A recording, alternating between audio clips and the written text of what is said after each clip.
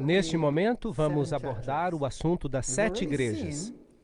Já vimos que devemos ler este tema de forma histórica e contínua. Bem-aventurado o que lê e ouve as palavras desta profecia e guardam as coisas que nela estão escritas, porque o tempo está próximo. Apocalipse 1:3. Em cada período da história há um tempo presente.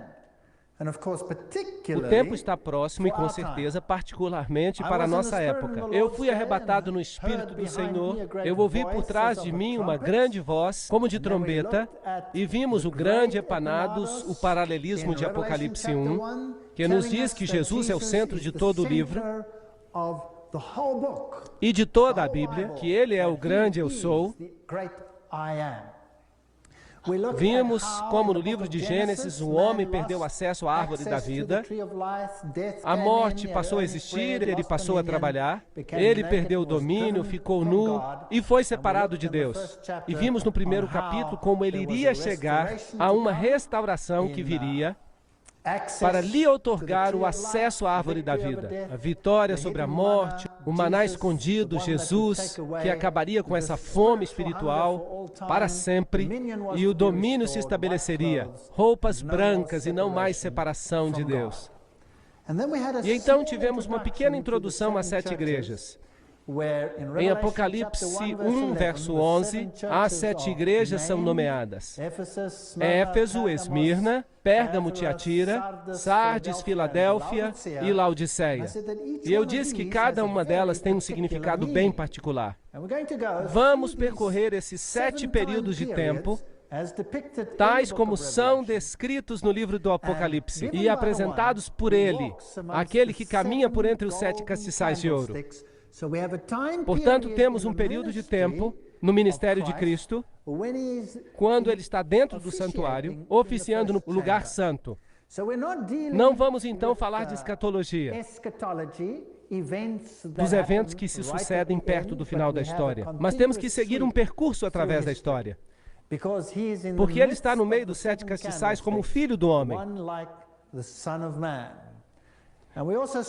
E agora também vimos no primeiro capítulo, brevemente, que as 7 igrejas representam a antiga rota postal. Começando com Éfeso, seguia-se Esmirna, Pérgamo, Tiatira, Sardes, Filadélfia e Laodiceia. Não é surpreendente que esta sequência seja a que está aqui mencionada? Deus é verdadeiramente espantoso.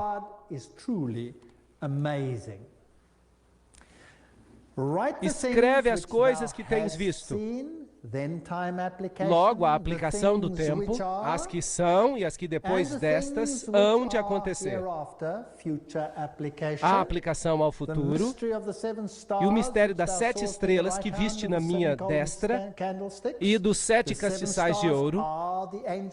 As 7 estrelas são os anjos, os mensageiros. São as 7 igrejas. Então, a igreja é o meio pelo qual Cristo dissemina a verdade. Então, vamos à Turquia, Ásia Menor, onde encontraremos essas igrejas. Esta é a cidade de Istambul, e aqui você encontrará algumas das mesquitas mais belas do mundo. Encontrará os restos da grande batalha entre as religiões, o Império Otomano, o grande forte dos otomanos, pontes sobre o Estreito de Bósforo, matrimônios, gente que vive ali hoje, do mesmo jeito que em todas as partes do mundo. Todos lutam para ganhar a vida e buscam alguém a quem amar. Esse é um jovem casal comprometido. Ela está vestida de rosa aqui, e ali está a carruagem sobre uma das 7 colinas de Istambul. Constantinopla. Esta é uma das cidades com 7 colinas. Roma é a outra cidade com 7 colinas. E é interessante que ambas foram capitais do Império Romano. E aqui está a grande mesquita azul de Istambul. tremendas edificações que representam uma das maiores religiões do mundo. Vamos tratar de alguns desses assuntos à medida que nós avançamos no livro de Apocalipse. Aqui está a Santa Sofia, um lugar muito interessante. Hoje é um museu, mas costumava ser uma igreja cristã nos tempos bizantinos. Quando os muçulmanos tomaram controle no período bizantino e no período pós-bizantino, transformaram-na numa mesquita e hoje em dia é um museu. É interessante que nesta igreja existem relevos cristãos pintados sobre a parede. E quando os muçulmanos tomaram o controle, pintaram as paredes de branco, tomaram tinta branca e passaram por cima. E assim que desapareceram do lugar.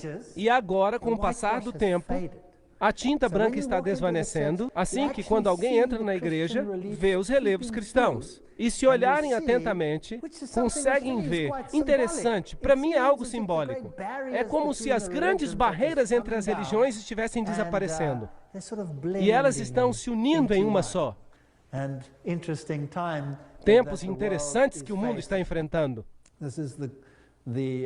Estes são canais subterrâneos onde você pode fazer compras, mas é bem escuro lá embaixo. Com certeza é um país bem interessante. Um dos países mais fenomenais para se visitar. Excelentes instalações, culinária deliciosa, a mistura de terceiro mundo e primeiro mundo em um só. A grande cidade de Troia existiu aqui. E aqui estão as ruínas dessa cidade. Isso é o que restou do povo, dos troianos. Aqui é o local onde Paulo pregou numa noite, e deve ter sido um pregador tedioso, porque seguia pregando horas e horas. Assim como eu, porque o pobre do Eutico não pôde suportar mais e acabou dormindo. E aqui estão alguns dormindo enquanto eu estou falando. Mas ele caiu da janela e quebrou o pescoço. E Paulo fez um milagre, orou por ele e ele ressuscitou. Esse foi o lugar, mas hoje é apenas um porto marítimo, de onde os pescadores saem nos seus barcos. E aqui é onde temos o cenário das 7 igrejas, nessa região.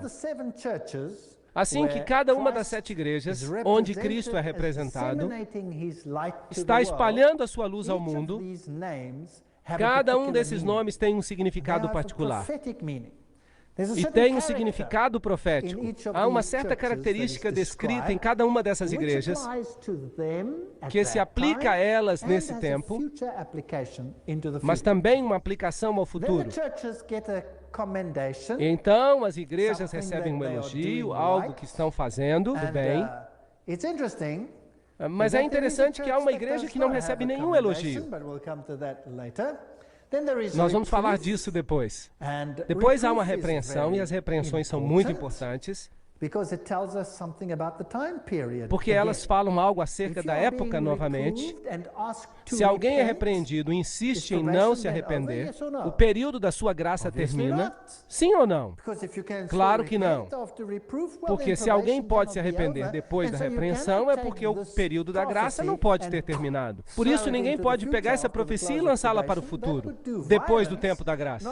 Isso violaria não só a terminologia, mas também a estrutura onde o texto é mencionado. Na estrutura do quiasma, esse texto se encontra no braço da parte histórica. Cristo está ministrando no lugar santo e não no lugar santíssimo. Assim que esse é um período do seu ministério que não pertence ao tempo do fim. Ainda que a profecia prossiga na totalidade do tempo cristão, até neste tempo, então há aqui uma repreensão, um conselho e uma promessa.